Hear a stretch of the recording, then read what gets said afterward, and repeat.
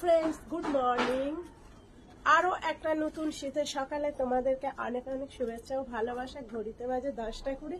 এতক্ষণ মোবাইলেই কাজ করছিলাম দাদাকে খাবার দাবার করে দেওয়ার পরে। আর প্রচন্ড ঠান্ডা। আর আমার উনুনের কাছে রোদ্দুর এসছে, আজকে রোদেই রান্না করব। আর আমাকে দেখতে পাচ্ছ এত ঠান্ডা লেগেছে, মাথা ছিঁড়ে যাচ্ছে। মোবাইলে যখনই চোখ রাখছি চোখ দিয়ে আমি উনুনটা লেপা দিয়ে নিচ্ছি। আমি সকালবেলাও লেপা দিয়ে নিয়েছিলাম।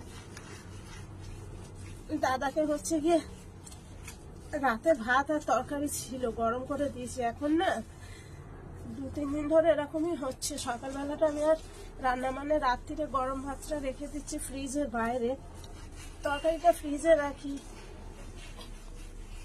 তারপরে ওগুলোকে গরম করে দিই। কারণ আমার এত বেশি ঠান্ডা লেগেছে না, মাথাটা নিয়ে প্রবলেম হচ্ছে, আমি উঠতে পারছি না। মানুষটা না খেয়ে আর তোমার দাদা অন্য কোনো খাবার খাবে না, ওর ভাতেরই হ্যাবিট। ও দুটো অল্প একটু হলেও ভাত খেয়ে যাবে। তা আমি উনুনটা লেপা দিয়ে নিলাম। তো ফ্রেন্ডস, এখন আমি আমার মতো করে উনুনটা সাজিয়ে নেব। সত্যি কথা বলতে আমি অনেকে হয়তো অনেক ভালোভাবে কিভাবে করে আমি জানি না, বাট আমি আমার সুবিধা মতো করি, এতে আমি পারি। এইভাবে না হলে আমি আবার আমার এই উনুন জ্বালানোটা নিয়ে না একটা বিরাট প্রবলেম ছিল। তো এখন সবটাই একা একা করতে হয়, তাই জন্য আমি কিন্তু এইভাবেই উনুনটা জ্বালাই। আর উনুনটা একবার যদি চলে গেছে তাহলে আর প্রবলেম নেই। আমি উইদাউট তেল ঠেল কিছু দিয়ে না, ওই কাগজ দিয়ে উনুনটা ধরিয়ে দেবো। দিয়ে ভাবছি আগে ভাতটা বসিয়ে। হয়ে গেছে আমার উনুন ধরানো, বসিয়ে দিয়েছি আমি ভাত। তো ফ্রেন্ডস দেখো, এতগুলো সবজি নিয়ে চলে এসেছি। আজকে করব 5 মিশালি সবজির তরকারি, আর কটা রুটি করে রাখবো, গোলা রুটি টাইপের, সন্ধ্যাবেলা টিফিন হয়ে যাবে। ডিমের অমলেট আর ডাল আপাতত ইচ্ছা আছে, জানি না। আমি তো অনেক সিম কিনে এনেছিলাম, তারপরেও দেখো এই যে সিমগুলো, এই সিমগুলো কিন্তু একদম গাছের সিম, একদমই গাছের সিম হচ্ছে। তোমার দাদা ভাই যেখানে কাজ করছে, মানে আমাদের ভাইপো হয়, ভাইপোর গাছের সিম। তো চলো সবজিগুলো কেটে নিই, এদিকে আমার ভাতটা হোক। এদিকে ছেলে বলছে এখন ভাত খাবো না, চা খাবো। আমি বললাম আমি সবজিটা কাটি, তুই ততক্ষণ আস্তে আস্তে ওঠ। এত বেলায় ঘুম থেকে উঠে জানো কি বলবো। আর ঠান্ডা ওরও লেগেছে প্রচন্ড, আমি ওই জন্য কিছু বলি না। বললাম ওঠ, উঠে তাহলে কি করবি, ভাত খাবি, কালকে মাংস আছে ওর জন্য। বলছে না তুমি চা করে দাও, ঘরে কেক আছে। দাদা ভাই ওই যে আমার সন্ধ্যে চা খাওয়ার কেক আনে, কেক আছে, দুজনের কেকই রয়েছে, খাইনি আমিও। তা কি ঠান্ডা লেগেছে দেখেছো। তো আমি বললাম ঠিক আছে, কেক দিয়ে চা দিয়ে খায়, আর একটার মধ্যে স্নান করে ভাত খাবি। তো বলছে হ্যাঁ তুমি চা করো, আমি পড়তে বসে।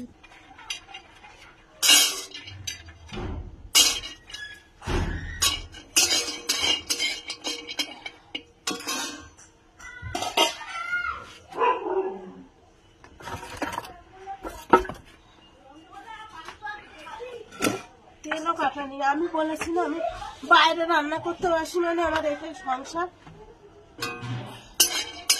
মানে আমি এখানে যদি বসি। দাদাভাই বলে উনুনকে এত ভালো যে আদা দিয়ে লাল চা হয়ে গেছে। এখন কথা হচ্ছে চাটা যে খাবো, ঘরে মোটামুটি অনেক কিছুই আছে, কিন্তু আমার সময় নেই। তোমরা তো জানো কাঠের উনুন জ্বলে যায়, সব কিছু রেডি করা।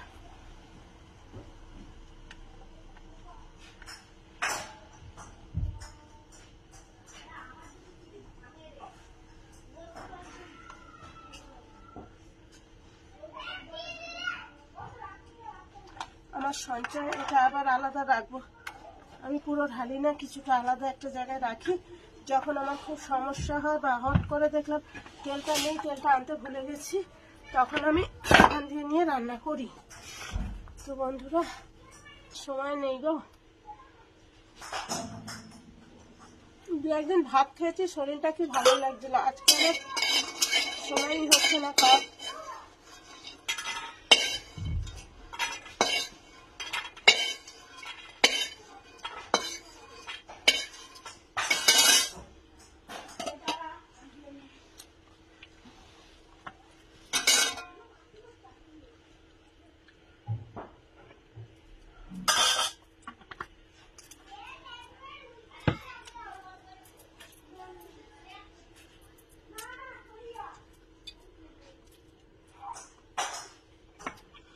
দেখো আমি তোমাদের সঙ্গে আমার ডেইলি লাইফ স্টাইলটাই শেয়ার করি বন্ধুরা, জানি না তোমাদের কেমন লাগে। তো আমি চেষ্টা করি সবসময় সেভাবেই তোমাদের সামনে প্রেজেন্ট হতে।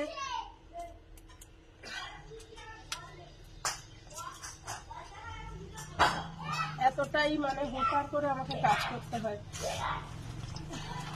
কোনো মশলাপাতি ঢালা হয়নি, সেভাবেই রয়েছে। আজকে কিছুটা কৌটো পরিষ্কার করেছি, যখন শেষ হয়ে যায় তখন পরিষ্কার করে নিয়ে তারপরে ঢালি, রান্নাটা ওদিকে পড়েই গেল।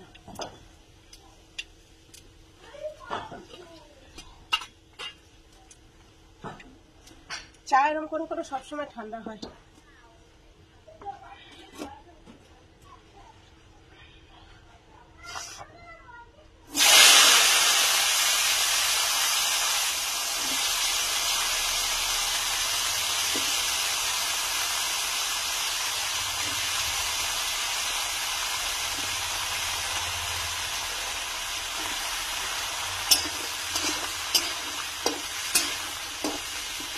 এবার একটু বসে চাটা খেতে পারবো।